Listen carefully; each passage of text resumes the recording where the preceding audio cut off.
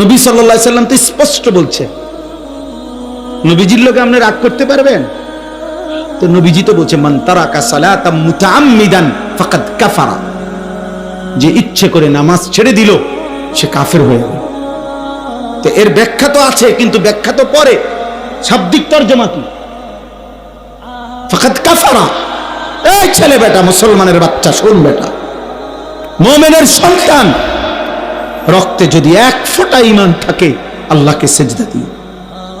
নবী বলছে, রাহমাতুল লিল আলামিন নবী বলছে, দয়ার মায়ার সাগর নবী বলছে, বেনামাজি তুই মনে রাখিস তোর হাসর হবে ফেরাউনের সাথে। বলে নাই? বলে নাই?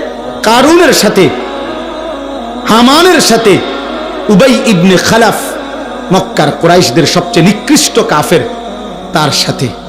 এখন আপনি কি বলেন? একটা ছেলে বলো, ভাই তুমি তোমারে বেনামাজির সেজদা নাই, তোমারে দাঁড় করাইছে ফেরাউন নমরুদের লগে, কারুন হামানের লগে, ওইখান থেকে ডাইক্কা আইনা আলগায় তোমারে জান্নাত দিয়ে লাগবে। হ্যাঁ, আর তো তখন হেরা কি করবো? লগের হেরা কথা বুঝেন নাই? ওরা বলবো এটা কোন বিচার?